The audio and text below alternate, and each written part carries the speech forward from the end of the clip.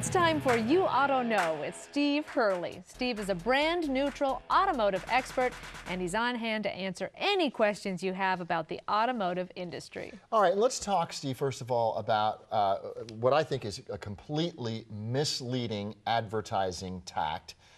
And you're going to set the record straight here. There are dealerships here in the Tampa Bay area and across the country that are offering buy one car and you get a second car free. Right, right. What? Do you really get a second car free? How does that work? You know, in some situations, they have a vehicle that has enough markup to where if you pay list price for the first vehicle, there's enough markup in the second to cover the price or cost of the second vehicle. But sometimes it's not really buying a second vehicle or getting a second Sometimes vehicle. it could be. And I've seen Really? it. I've actually seen that. There's that much markup. However, oftentimes it can be a lease to where you only get the use of the vehicle for maybe 2 or 3 years. Okay, what about things like pay vehicle. half of the MSRP? What does that mean? Paying half the MSRP typically is a vehicle that is a current model year vehicle, but it may not be brand new. It says half of the MSRP. It didn't say it was new. And so it could be a current model year vehicle, and typically that is true. They'll sell it for what the half of the MSRP is, but it's because it's not brand new. It's got a few miles What does on it. MSRP stand for? Manufacturer suggested retail price. Thank you.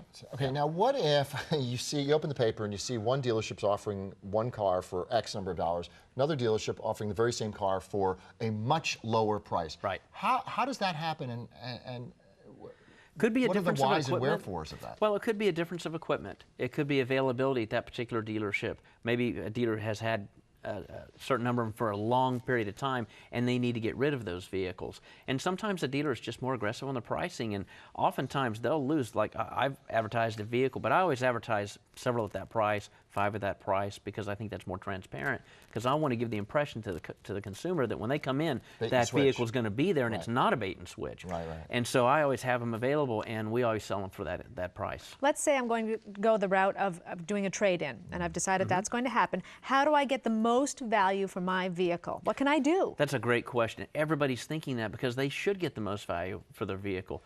You want to, first off, have all the information available on that vehicle. Any repair work, anything that you've done that adds value to the vehicle, whether you've have a pickup and you've added step rails and a toolbox, for example, or a brush guard, that adds value to the vehicle.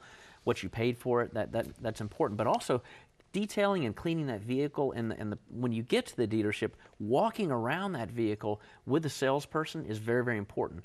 And if there's like a little ding, you might say, or something that doesn't look right, this wasn't a bad accident that was poorly repaired. This was just a shopping cart ding, for example. There's a story that your vehicle will tell as you walk around it. It's better to be your story than have the appraiser guess at what happened. Right. A timing belt, too. It's something you can't see when you look at the vehicle, but it's worth some money, so remember that. Any maintenance that you have done, exactly, great point. But what if when a dealer says, oh, we can guarantee you $3,000, $4,000, $7,000 on your trade-in, can they really guarantee you? It's very similar to the buy one, get one on the car. What they're doing is they have enough markup in the vehicle to where they can afford to discount at the amount of your trade, assuming your trade is worth 0. So if you have literally a car worth $100, that happens when they're really, really rough. Reason being, people go, how can a car be only worth $100? Well, it happens when you have to take it to the auction, so you have to ship it, that's a cost. You have to run it through the auction, that's a cost. Then you have a seller fee. All right, Steve Hurley, great information as always, thank you. And you could reach Steve for any car questions at all at steve@youaughtknow.com. You can also go to stingraychevrolet.com or call 813-359-5000. Thanks so much, Steve. Thank you. Thank you. Be right back.